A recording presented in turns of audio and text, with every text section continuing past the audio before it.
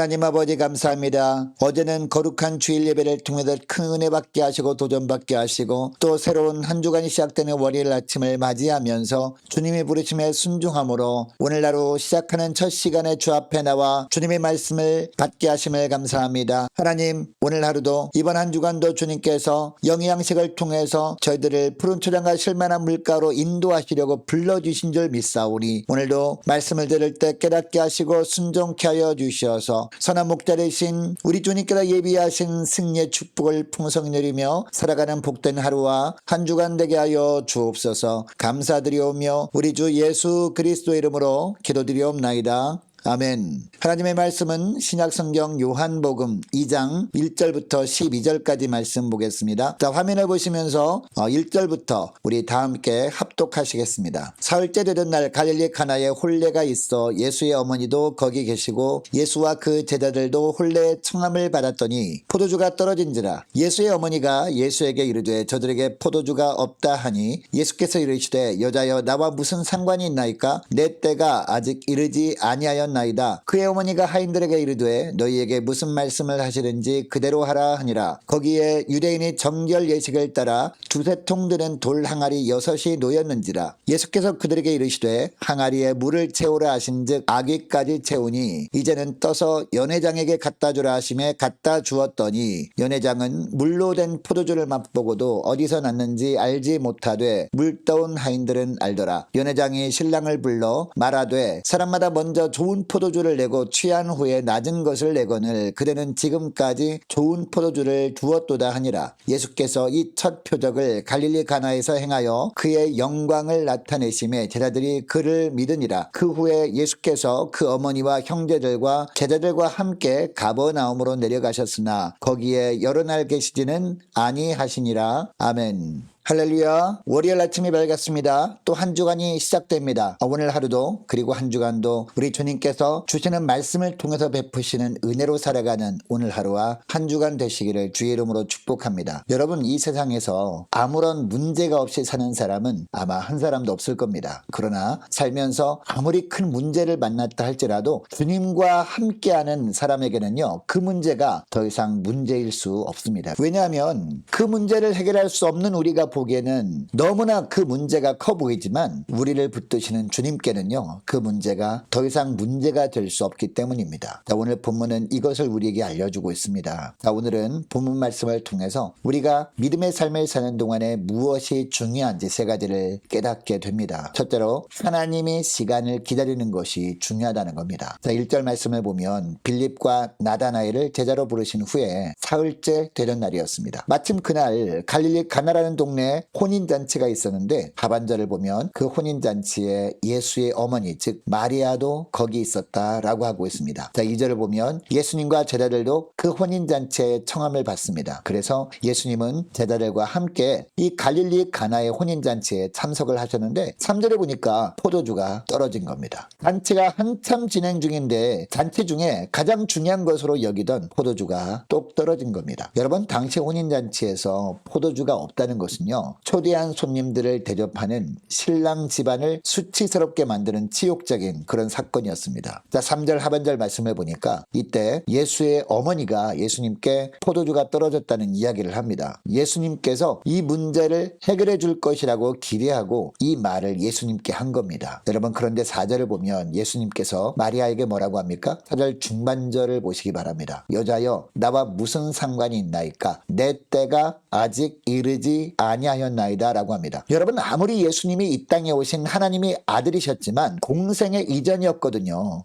하나님 나라의 사역을 하기 이전이었다는 것을 생각해보면 예수님께서 어머니 마리아에게 이런 말씀을 하셨다는 것이 이해가 되지 않을 수 있습니다. 그러나 이 구절을 통해 알 수 있는 사실이 있습니다. 예수님께는 자신만의 우선순위가 있었다는 겁니다. 그러니까 예수님께서는요, 무엇보다 하나님의 때, 즉 하나님의 시간표에 집중하셨기 때문에 마리아에게 이런 이야기를 한 것이었습니다. 자, 5절을 보면 이 말을 듣고 마리아는 어떻게 합니까? 하인들에게 예수님이 무슨 말씀을 하시는지 그대로 하라 라고 말합니다. 하나님의 때를 기다리는 마리아의 모습을 보여주고 있는 것이죠. 여러분, 마태복음 12장 50절 말씀을 보면 예수님은 하늘에 계신 내 아버지의 뜻대로 하는 자가 내 형제요 자매요 어머니이다 라는 말씀을 하십니다. 그만큼 예수님은요, 철저하게 하나님 아버지의 뜻을 따라 사셨습니다. 하나님의 나라와 뜻을 구하는 것에 최우선순위를 두시는 삶을 예수님은 사셨다는 겁니다. 아울러 마태복음 6장 25절 말씀을 보면 무엇을 먹을까 무엇을 마실까 몸을 위하여 무엇을 입을까 염려하지 말라라고 하시면서 무엇보다 하나님의 나라와 의를 구하는 삶을 살아갈 것을 말씀하시거든요. 이러한 삶을 살아갈 때 선한 목자이신 예수님께서 나의 모든 필요를 아시고 공급해 주실 것이다 라고 약속을 하셨습니다. 여러분, 우리가 믿음의 사람이라면 삶 가운데 가장 중요하게 여겨야 할 것이 무엇일까요? 하나님의 뜻이 반드시 내 자신이 삶 가운데 이루어지기를 바라는 것입니다. 그리고 그것이 이루어질 것이라는 사실에 대해서 의심치 않는 것입니다. 그리고 그 하나님의 때를 기다리는 겁니다. 그러므로 현재 겪는 고난의 문제가 있겠지만 장차 있을 천국잔치를 사모하면서 하나님의 때를 기다리며 사는 복된 하루와 한 주간 될 수 있기를 주의 이름으로 축복합니다. 자, 둘째로 기적을 체험하는 것보다 중요한 것은 하나님의 명령에 순종하는 것임을 말씀하고 있습니다. 계속해서 6절을 보니까 거기에 유대인의 정결 예식에 사용하는 물 두세 동이를 담을 수 있는 돌 항아리가 6개가 놓여 있었다라고 합니다. 그런데 예수님께서 하인들에게 어떤 명령을 하십니까? 7절 하반절을 보니까요, 항아리에 물을 채우라라고 하십니다. 여러분, 이때 하인들은 예수님의 말씀에 순종하여 돌 항아리 6개에 물을 가득 채웁니다. 그런데 그 다음에 예수님의 하인들에게 어떤 명령을 하십니까? 8절을 보니까 이제는 떠서 누구에게? 연회장에게 갖다 주라라고 하십니다. 그런데 하인들은 그대로 순종하였다라고 하고 있습니다. 여러분, 여기 나오는 돌 항아리는요, 잔치에 참여하는 사람들이 집 안으로 들어올 때 발을 닦는 허들의 물이 담긴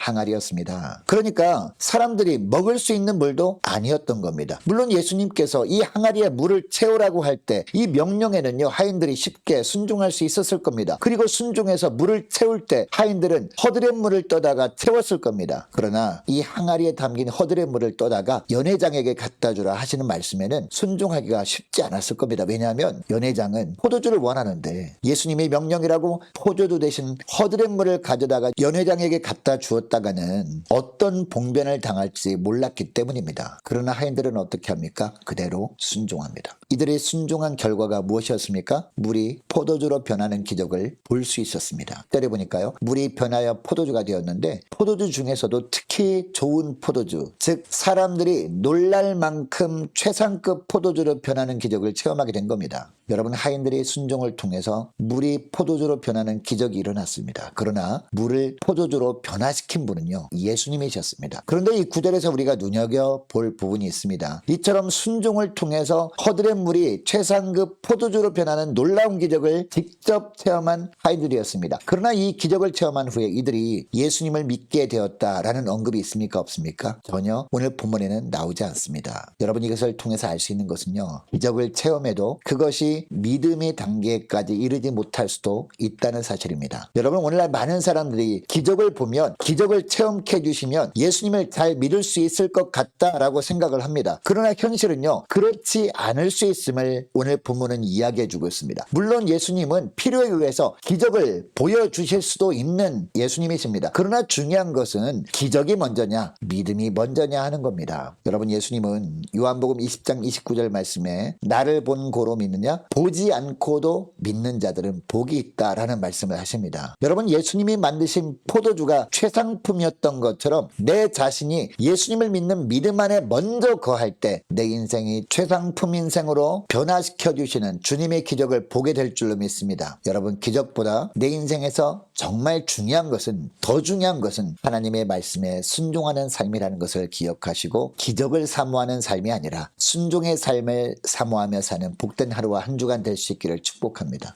여러분, 예수님은 하나님 아버지의 영광을 나타내는 첫 표적을 갈릴리 가나에서 행하셨고 그러자 그 제자들이 그를 믿게 되었다라고 하고 있습니다. 여러분, 오늘 말씀의 초점은요, 가나의 혼인잔치에서 예수님이 행하신 물로 포도주를 만드는 기적이 아닙니다. 무엇입니까? 그것을 통해서 예수님을 믿도록 하는 것, 이것이 바로 가나 혼인잔치의 기적의 의미라는 겁니다. 여러분, 오늘날도 예수님이 나타내시는 표적과 기사와 이적 그 자체가 목적이 될 수 없습니다. 그러한 것들은 단지 사람들이 예수님을 믿고 영생을 얻도록 하는 데 사용되는 도구들에 불과한 것들임을 기억하시고 더욱더 주님께만 집중하는 복된 하루가 되시기를 주의 이름으로 축복합니다. 여러분, 이것을 기억하시고 오늘 기도할 때 이렇게 기도했으면 좋겠습니다. 하나님, 오늘도 당면한 문제에 얽매여 있기보다 그 문제를 해결하실 하나님의 때를 잠잠히 기다리는 믿음 가지고 살게 하옵소서. 하나님, 기적을 체험하는 것보다 더 중요한 것은 주님의 말씀에 순종하는 것임을 알았사오니 어떤 상황에서도 오직 주님의 말씀에 순종하는 것을 최우선 가치로 여기며 살게 하옵소서. 간절히 기도하기를 원합니다. 계속 기도할 것은요, 하나님, 이번 한 주간도 주님의 선한 손길에 가정과 직장과 사업장 그리고 성도들 자녀들을 맡겨드리오니 책임 책임져 주옵소서. 죄에 빠지지 않도록 보호하여 주옵소서. 간절히 기도하기를 원합니다. 예배가 회복되게 해주시고 우리의 세움받은 일꾼들을 모두 순종할 수 있도록 도와달라고 함께 기도하기를 원하고, 많은 환우들이 있습니다. 위에서 기도해 주시기 바랍니다. 수능을 치른 자녀들과 취업을 앞둔 우리 자녀들의 앞날을 위해서, 군문에 있는 우리 시은 형제를 위해서 함께 기도하기를 원하고, 또 우리 선교사님들과 나라 민족을 위해서, 우리 교회 앞날을 위해서 함께 기도하기를 원하고, 저와 여러분이 가지고 나온 기도 제목을 놓고 우리 함께 기도하기를 원합니다. 기도하겠습니다.